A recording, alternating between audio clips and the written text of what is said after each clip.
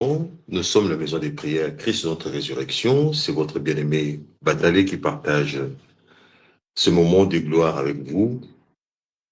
Que la grâce du Seigneur soit avec vous, que la communion du Saint-Esprit nous aide à partager, non seulement à partager, mais beaucoup plus à vos oreilles, à votre esprit de pouvoir capter le message que le Seigneur a mis dans notre esprit pour son Église. Aujourd'hui, nous arrivons au pic de notre séminaire. Le thème, comme vous le savez, de notre séminaire, c'est le Christ est crucifié.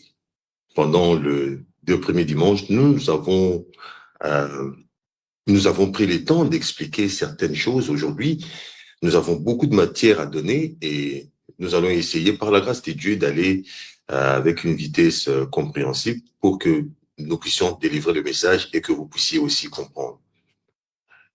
Nous avions parlé du lieu du crâne. Nous avons dit que la croix, ou le Golgotha, la croix, c'était un lieu d'exécution d'assassins, un lieu où la sentence, la punition contre ceux qui avaient commis des crimes était réalisée pour, évidemment, leur faire payer ce qu'ils avaient fait et aussi envoyer un message à ceux qui n'ont pas commis de péché ou des crimes à ne pas s'engager dans cette voie-là.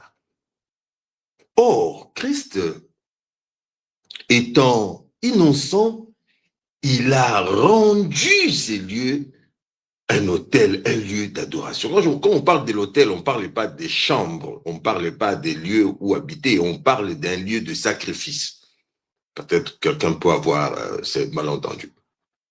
L'innocence du Christ a rendu Golgotha,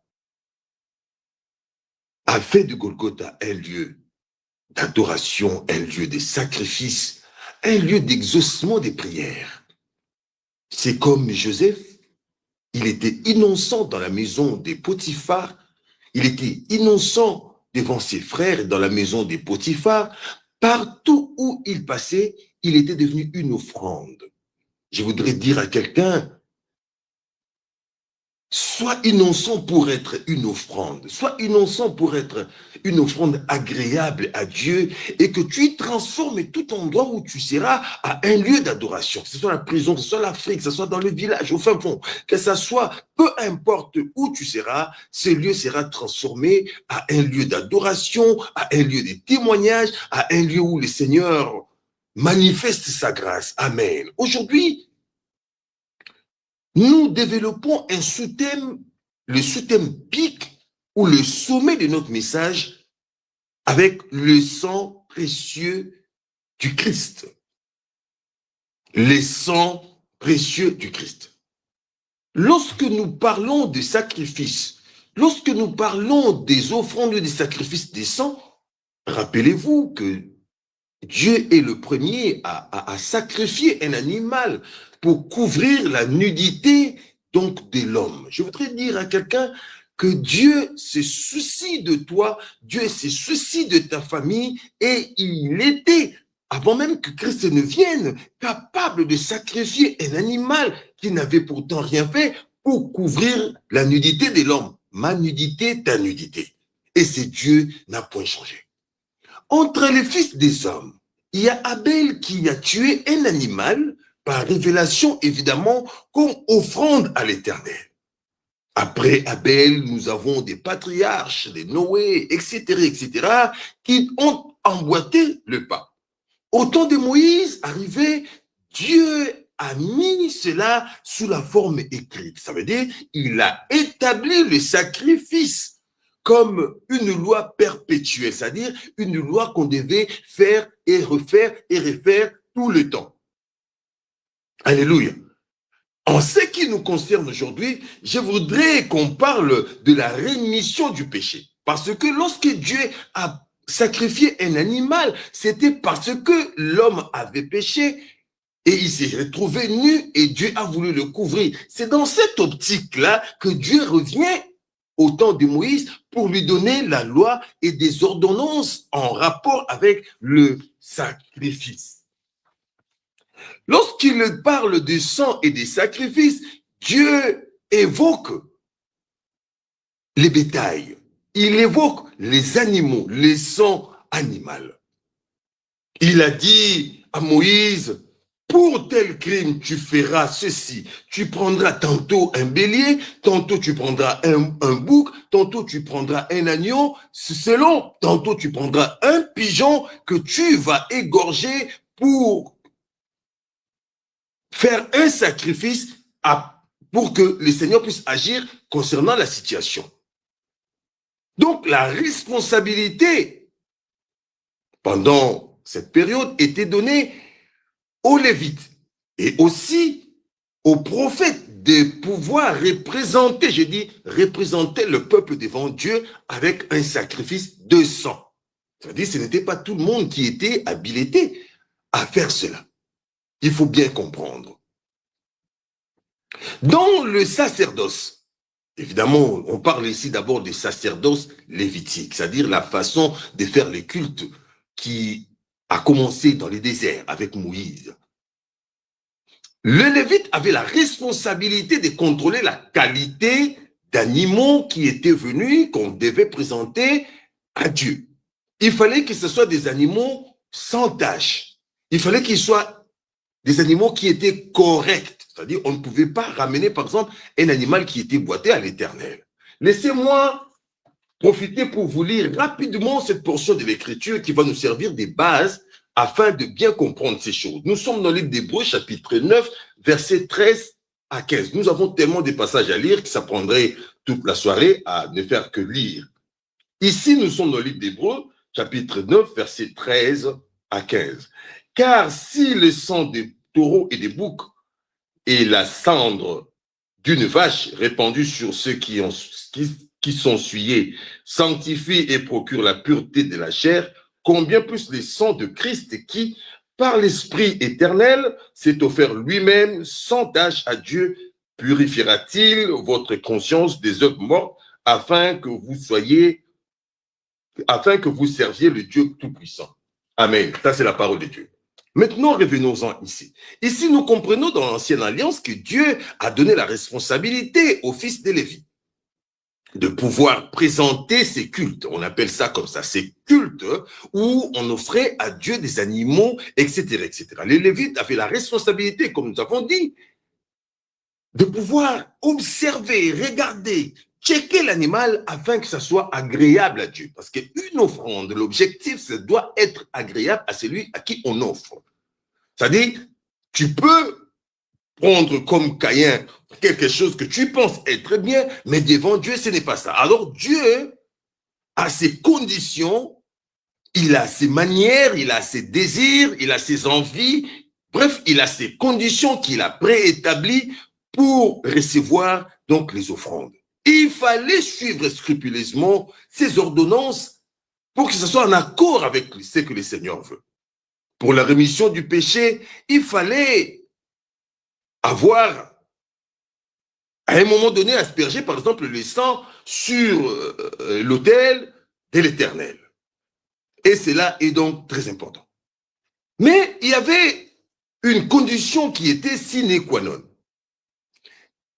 Cette offrande pour la rémission du péché devait être faite une fois l'an. Donc, dans le 12 mois, une fois les souverains sacrificateurs devraient rentrer dans la présence de Dieu avec le sang d'un animal qui est qualifié de pur, afin que le peuple puisse recevoir le pardon du péché. Mais là, le problème, c'est que l'offrande d'animal couvrait le péché. Il n'enlevait pas le péché, mais couvrait pendant une période de 12 mois. Je voudrais dire à quelqu'un, il faut comprendre ces choses pour être un chrétien assidu. Si tu es chrétien et que tu n'as pas compris encore ces choses, tu seras facilement manipulé et tu seras manipulable. En d'autres termes, je suis en train de dire que le sacrificateur devait veiller à ce que l'animal qu'on vient présenter à l'Éternel soit pur. Le Seigneur avait donné des conditions. Mais lui-même, souverain sacrificateur, devait encore être pur afin de présenter, lorsqu'il présentera cette offrande devant le Seigneur, qu'il puisse sortir vivant. C'est-à-dire que le Dieu que nous invoquons, que nous servons avant la venue du Christ avait été, je ne vais pas dire violent, mais il était strict à un niveau comme pas possible. Lorsqu'un sacrificateur donc était impur, c'est-à-dire rempli de péché, il ne sortait pas vivant du lieu très saint. Parce que souvenez-vous, ici nous sommes dans le cadre des tabernacles. Nous avons un véranda, un salon et une chambre à coucher. Je vais mettre ça comme ça pour que nous puissions comprendre. C'est-à-dire, il y avait des gens qui s'arrêtaient que dans le véranda. Et les autres qui rentraient dans les salons qu'on appelle, ici dans le terme biblique, les lieux saints.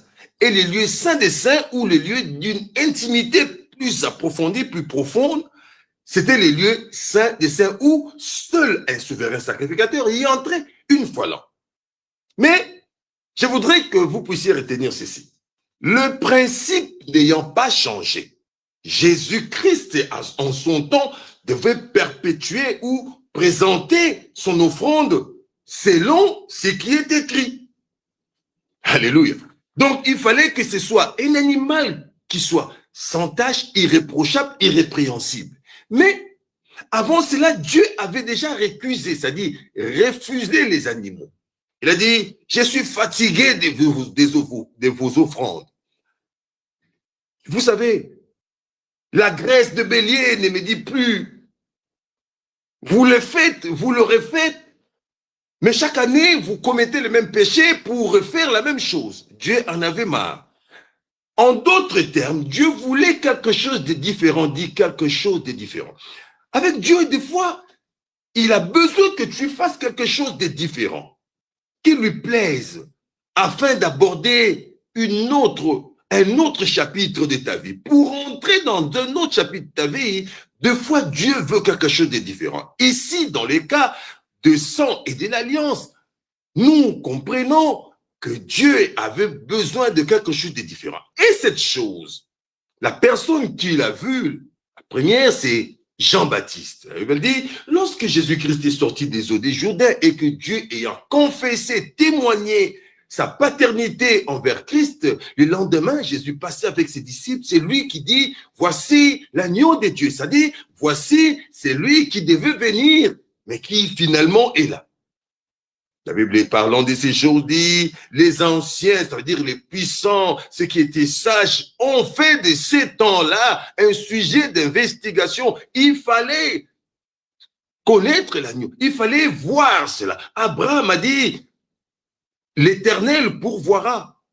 Lorsque le Fils dit, où est l'animal, dit l'Éternel, c'est-à-dire dans la profondeur de son esprit, il savait que quelque part dans la pensée de Dieu, quelque part dans le plan de Dieu, il y avait un animal qui était réservé. Seulement, voilà, cet animal, c'était un homme. Mais pas n'importe quel homme, c'était son propre fils. Alléluia. Le sang d'animal couvrait le péché. Il fallait que ce soit un sang capable d'effacer le péché. Nous avions lu l'autre fois, la fois dernière, le dimanche passé, qu'il a effacé l'acte dont les ordonnances nous condamnaient, par donc le sang de son fils. Son fils s'est présenté en agneau. Et les animaux, oui, le bélier, il y en avait beaucoup. Abraham est allé chercher un veau parmi les veaux.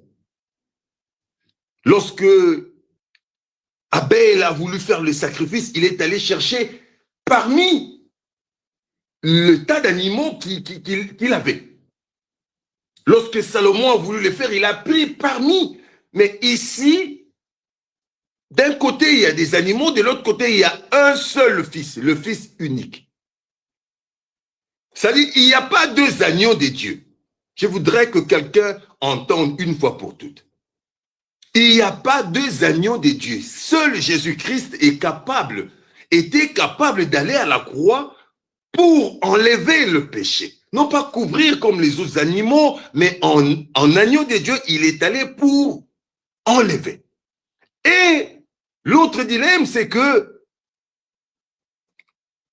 le tabernacle où le Seigneur devait présenter cette offrande, ce n'était pas le tabernacle terrestre. Il y a tellement de sujets abordés dans la profondeur, peut-être que nous allons revenir avec d'autres sujets, mais permettez-moi d'aller un tout petit peu dans les cadres simplement de cette alliance que le Seigneur a établie. Les tabernacles où les souverains sacrificateurs devaient présenter les sangs, c'était un tabernacle terrestre. C'est-à-dire, à un moment donné, Israël avait perdu l'arche de l'Éternel. C'est-à-dire, lorsque Christ est venu, ce qui faisait la force du tabernacle n'y était plus. L'arche avait disparu. Lorsque l'arche n'est plus dans les tabernacles, le tabernacle perd son sens. Je veux dire, lorsque la présence de Dieu ne fait plus partie d'une église, cette église devient, je ne sais pas, une association, je ne sais pas, un club d'amis, etc., etc. Je suis en train de dire, lorsque ce qui fait la force d'une personne, c'est-à-dire la présence de Dieu n'y est plus, cette personne devient comme un veau, je ne sais pas, un chien, une chienne, etc., etc. C'est la chose à éviter pour tout homme. Que la présence de Dieu nous quitte. Lorsque donc la présence de Dieu n'était plus dans les tabernacles, dans les temples, le Seigneur est venu à un moment donné, il vient vérifier, lui-même il est revenu. Que la Bible parlant de la gloire du second temple, certains pensaient autre chose, mais là, le Dieu Tout-Puissant est venu en chair dans son temple. Il vient trouver les gens en train de vendre. Évidemment, ils n'étaient pas en train de vendre Kakandengwana, mais leur commerce était basé sur les offrandes et les sacrifices, les échanges d'argent qu'ils étaient en train de faire. C'était pour que les gens aient le montant exact pour s'acheter des béliers, des boucs, des veaux à offrir. Mais oublions que ces sacrifices n'avaient plus de sens parce que l'arche de l'Éternel, où l'Éternel devait recevoir ses offrandes, n'y était plus. Alléluia. La présence de Dieu n'y était plus, donc les offrandes n'avaient plus de sens. Nous devons comprendre cela. Et donc, parce que la présence de Dieu n'était plus ici, on devait se servir de l'autre tabernacle. Quand je parle de l'autre tabernacle, souvenez-vous, lorsque Dieu a parlé à Moïse, tu bâtiras. Selon les modèles qui t'est donné, ça veut dire Moïse a copié quelque chose qu'il a vu. Maintenant, Christ ici devait ramener ces choses, le sang pur de l'agneau immolé, dans les tabernacles originels. Celui-là, celui-là qui est dans les cieux. Il faut donc comprendre le Fils et la manifestation visible de Dieu invisible. On ne peut pas comprendre le sang de Jésus si on ne comprend qui il est. Ici, Christ est la manifestation visible de Dieu. Souvenez-vous, à son baptême, Dieu est venu, comme dans les mairies ici, déclarer la paternité de l'enfant. Vous voyez cet enfant, c'est mon fils. Celui-ci est mon fils bien-aimé. C'est-à-dire Dieu déclare ou reconnaît sa sémence dans l'enfant. Il déclare sa paternité pour cet enfant. Il reconnaît que cet enfant-là, c'est son sang. Je dis c'est son sang, c'est sa semence, c'est son sang. Parce que donc, Dieu reconnaît simplement que celui-ci est mon fils bien-aimé en qui j'ai mis toute mon affection. Ça veut dire le sang qui coule dans les veines de Christ, c'est le sang de Dieu. Ce qui fait qu'il y a une différence entre les sangs qui coulaient dans les veines de Christ homme avec les sangs qui coulent dans nos veines comme des humains. Alléluia. Cela est très capital, sinon nous allons rien comprendre. Je voudrais toucher un point qui est sensible. Vous savez, ici sur Terre, il y a des gens qui ont des sangs qu'on appelle des groupes O positifs. Ces gens-là, lorsque toi tu as des problèmes, toi tu es A+, ou AB, je ne sais pas, et que tu n'as plus de sang, on peut chercher ces gens-là. On les appelle des donneurs universels. Son sang peut être transfusé et s'adapter à ton corps. Si Dieu a pris le soin de créer des gens comme ça, à combien plus forte raison le sang de son fils? Je dis le sang du fils de Dieu justifie l'homme. Lorsque Christ fait couler son sang, c'était pour nous justifier. Le sang de Jésus-Christ est précieux parce que il paye le prix de la rédemption. Il y a l'obiko, il y a l'issiko. Ça veut dire quelqu'un qui était arrêté, emprisonné, etc., etc., condamné en attendant sa sentence, c'est-à-dire en attendant l'exécution même de sa sentence. Quelqu'un vient, il donne de son sang, c'est-à-dire il donne de sa vie afin que cette personne devienne libre. Je voudrais dire à quelqu'un, une dette ne se paye pas deux fois. Que personne ne te dise que tu as quelque chose autre à faire que d'accepter que Christ a payé le prix de ta rédemption. Tu ne peux pas être sauvé par le nom de ton pasteur, par le nom d'Israël, par le nom de Jérusalem. On ne peut être sauvé que par le nom de Jésus. Il n'y a donc aucun autre nom dans les cieux, sur la terre, par lequel nous pouvons être sauvés. Si ce n'est le nom de Jésus. Pourquoi? Parce que Jésus-Christ, qui avait le sang de Dieu, a donné sa vie, c'est-à-dire il a payé le prix de ton salut, de mon salut. Le sang de Christ,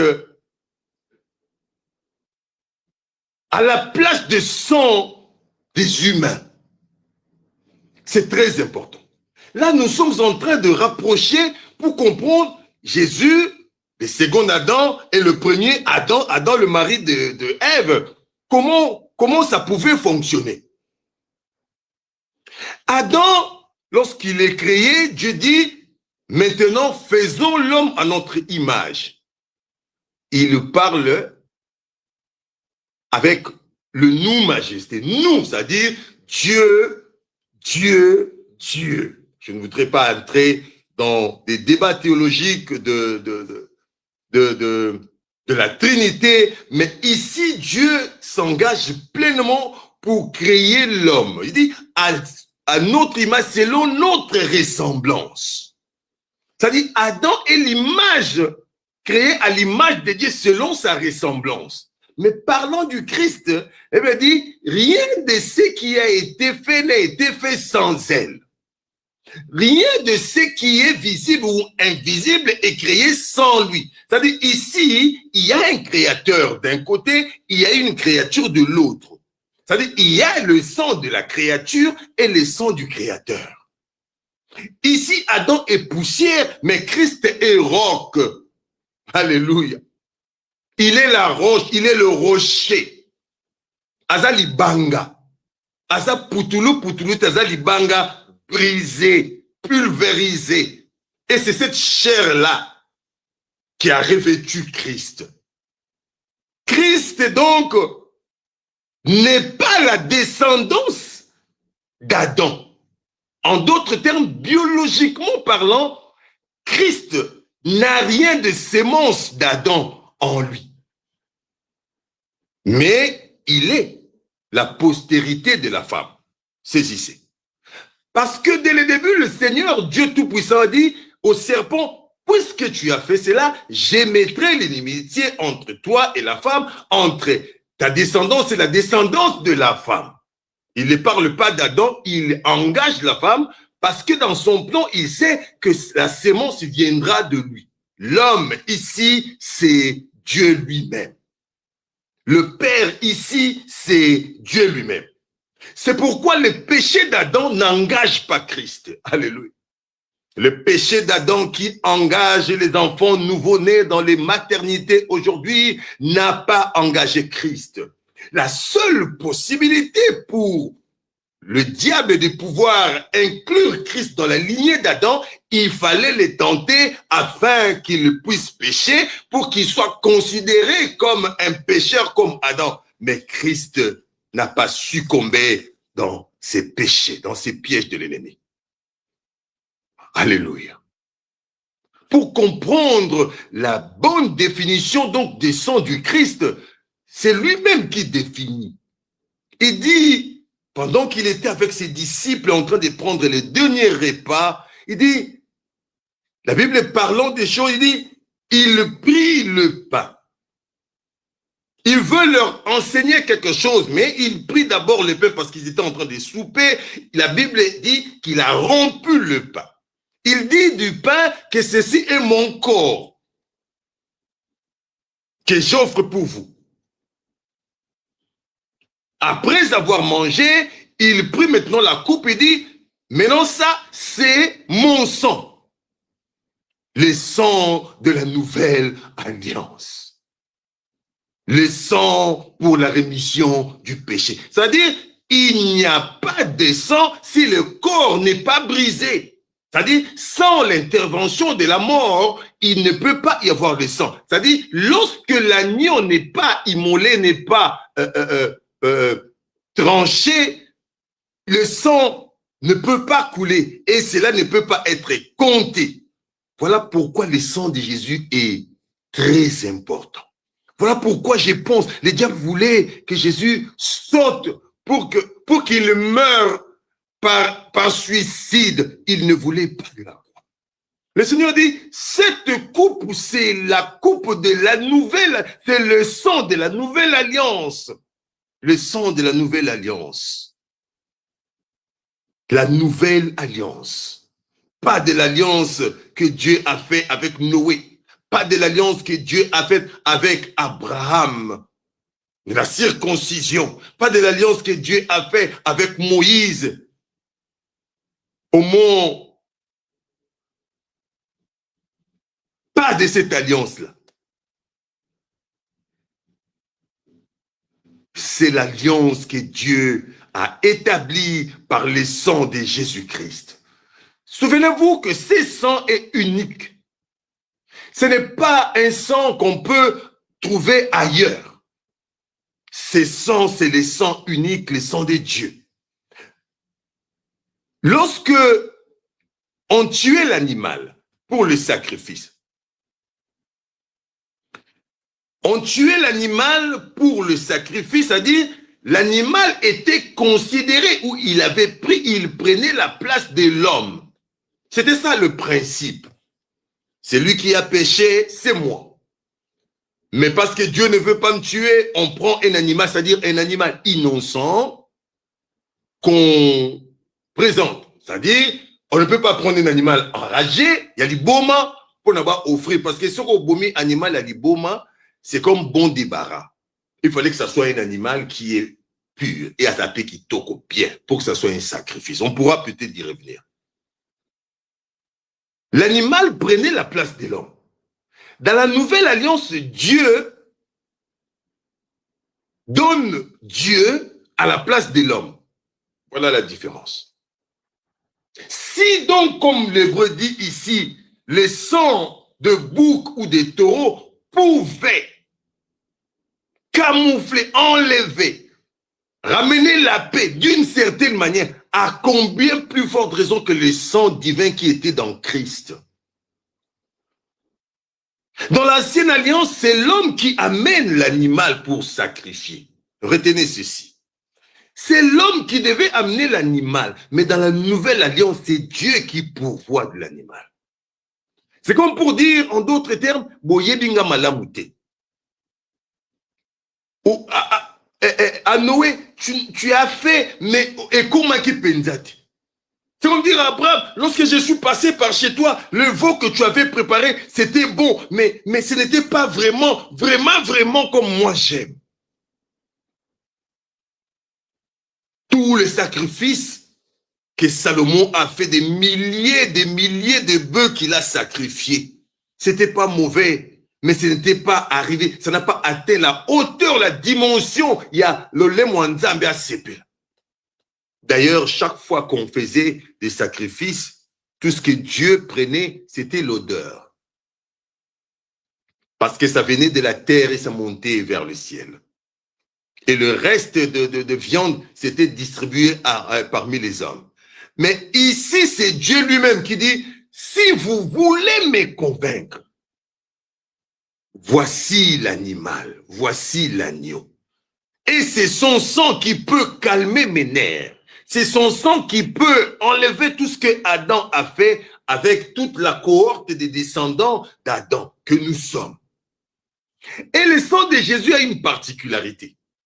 Il efface les péchés, non pas seulement des gens qui sont là, mais même des gens à venir. Ça veut dire en d'autres termes, il ne peut plus y avoir un autre sacrifice sinon à la place du sang de Jésus. Ce n'est plus possible.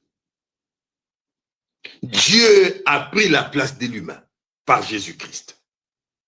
Dans l'ancienne alliance, l'homme avait la responsabilité d'apporter l'animal. Dans la nouvelle alliance, c'est Dieu lui-même qui pourvoit l'agneau. Alléluia. Mais il fallait, comme dans l'ancienne alliance, que le souverain sacrificateur amène. Comment tu peux être toi-même agneau et être encore souverain sacrificateur? Quel est cet ordre? Quelle est cette lignée, allais-je dire, des sacrificateurs où le sacrificateur lui-même est un sacrifice? Voilà pourquoi le sang de l'agneau de Jésus est précieux. Voilà ce qui démontre même la nature divine du Christ. Il est ici avec moi, il est là-bas où tu es, il est là où tu es dans ta chambre, il est là où tu es en esprit à l'hôpital, il est omniprésent. J'ai dit omniprésent. Pendant qu'il mourait à la croix, la Bible dit le tabernacle céleste a vu quelqu'un le visiter. Ce qui était fait par Aaron et ses descendants sur terre, maintenant l'original qui se trouve dans les cieux est en train de s'accomplir. Une fois chaque 12 mois, lorsque le Seigneur est venu, il dit, je suis venu proclamer une année de grâce. Ça dit, ce que moi je vais faire, ça fera une année. Mais une année que moi je suis en train de parler, ce n'est pas 12 mois. Une année de grâce, ça peut être 1000 ans. Ça peut être comme aujourd'hui, plus de 2000 ans que la grâce est toujours disponible à cause ou grâce au sang de Jésus. Ce n'est pas grâce à tes prières, à tes jeûnes. Ce n'est pas grâce à tes offrandes, à tes sémences, à tes dîmes. L'année des grâces est ouverte par Christ, par son sang. Un agneau chaque année, un bélier chaque année, le Seigneur, le Fils unique, une seule fois. Et la grâce, toute une année s'est ouverte. Les gens comme les Paul et les Pierre sont venus trouver cette année. Toujours ouvert, nous avons trouvé cette année. Et nous pouvons être appelés fils du Très-Haut. Entre les tabernacles terrestres et les tabernacles célestes, le modèle, c'est celui des cieux là-bas. C'est le tabernacle qui est là. C'est que Moïse avait vu. C'est là que le Seigneur a fait l'œuvre, a présenté son sang. Et parce que le principe reste le même, lorsqu'un sacrificateur venait avec le sang pour présenter et il avait péché, il avait des péchés en lui, il ne pouvait pas résister.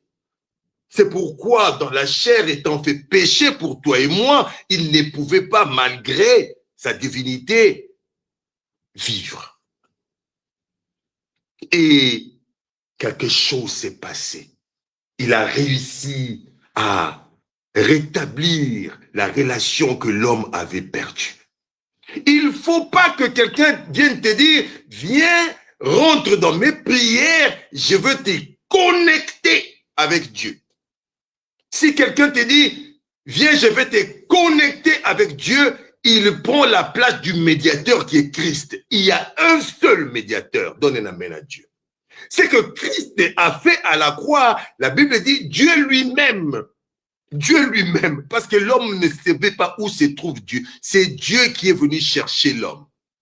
Et c'est Dieu qui est sorti de là où il était pour devenir visible aux hommes. La Bible dit, le voile s'est déchiré. Le voile s'est déchiré ici, du haut vers le bas. Ça veut dire, parce que ce que Moïse avait vu, c'était de là-haut. Il a vu des choses là-bas et la répercussion était ici. C'est-à-dire, le voile même dans les cieux était déchiré, des cieux jusqu'à la terre. C'est comme ça, de par la terre, et bandit n'a décollé qui tinassé. Et Dieu est maintenant devenu visible. Parce que le véritable tabernacle est celui des cieux. Et le sang du Christ qui est présenté a changé, entre guillemets, la configuration même du tabernacle. Ceux-là qui ne pouvaient pas entrer dans la présence de Dieu ont maintenant accès. Nous autres qui étaient pas prévu même qu'on puisse s'approcher. Nous avons l'accès. Que personne ne vienne recoudre ce voile pour toi dire, viens, je vais te faire entrer. Non, le voile est déchiré. Alléluia. À la place des Lévites terrestres, ceux-là de la tribu des Lévites qui étaient appelés à servir Dieu dans les tabernacles célestes, c'est un royaume des sacrificateurs. Nous sommes de rois sacrificateurs. Parce que j'ai dit, les tabernacles célestes existent avant les tabernacles terrestres, c'est que nous avons existé avant les tabernacles terrestres.